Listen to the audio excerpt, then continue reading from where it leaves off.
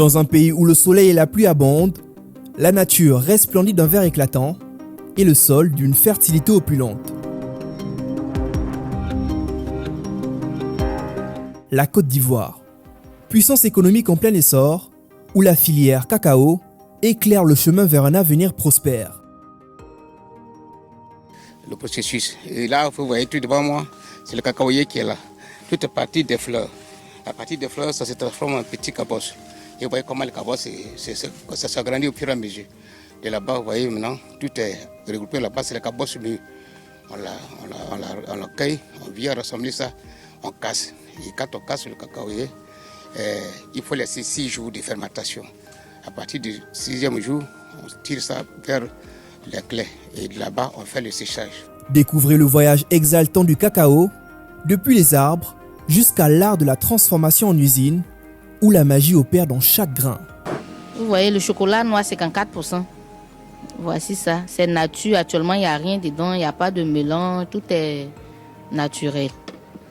Et je fais ça avec du beurre de cacao et puis autre chose.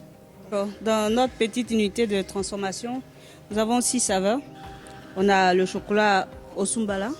Voilà, c'est ce qui est là.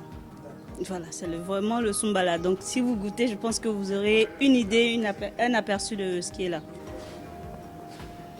Voilà, donc personnellement, vous pourriez donner l'aperçu. C'est bon, c'est le Sumbala. Du chocolat. Ensuite il y a le goût à l'arrière. Effectivement, le Sumbala. Un peu de sucre, juste un peu.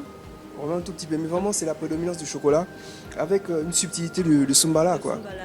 Mais derrière chaque délice se cache une histoire. La contribution de 15% de la filière cacao au produit intérieur brut de la Côte d'Ivoire n'est que la partie émergée de l'iceberg, révélant un constat contrasté et complexe. La cacaoculture ne nourrit pas son homme comme il se doit. Ça fait de sorte que les jeunes ne sont pas trop motivés. Même on ne peut pas conseiller même à nous, c'est parce qu'on n'a plus de quoi aller faire ailleurs compte tenu du poids de l'âge que nous avons pris. C'est la raison pour laquelle nous sommes obligés de rester sur place. Sinon, avec ce que nous voyons et ce que nous vivons, parce que nos parents même sont restés dans ça, ils sont morts pauvres et nous aussi nous sommes venus les relayer. Comme je suis en train de si bien le dire, c'est la même chose, c'est comme une continuité. Vraiment, on ne peut pas encourager, moi je ne peux pas encourager mon enfant même de rester dans la cacaoculture. Mais puisque ça ne nourrit pas son homme, nous-mêmes on a essayé avec nos parents qui sont morts pauvres. Nous voilà, on a pris du poids aussi de l'âge, on va mourir, mais je ne vais pas conseiller aussi à mon enfant parce que vraiment c'est une vie de précarité. 600 000 planteurs, c'est le nombre des héros anonymes de cette histoire qui affrontent la dureté de la vie quotidienne. Leurs sacrifices et leurs rêves brisés dévoilent les ombres qui assombrissent la douceur du chocolat. Une amertume transmise de génération en génération. Voir où mon papa a déjà échoué, le père même ne se voit pas encore nous sensibiliser, faire la même chose pour qu'on puisse demeurer dans des problèmes au fil du temps, dans la pauvreté extrême. Voilà, c'est autre moyen que nous cherchons. Voilà, c'est autre moyen. On ne peut pas encore retourner là où ça ne va pas. On cherche à aller de l'avant. On cherche à aller avoir la bonne vie. Voilà. Donc franchement, on ne peut pas encore faire la même chose si solution n'est pas trouvée.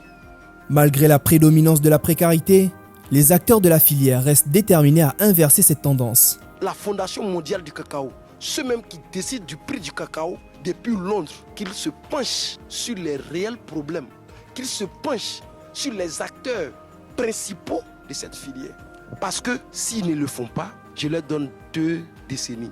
On n'en parlera plus du cacao en Côte d'Ivoire. Parce qu'arrivé un moment, il faut que ça cesse.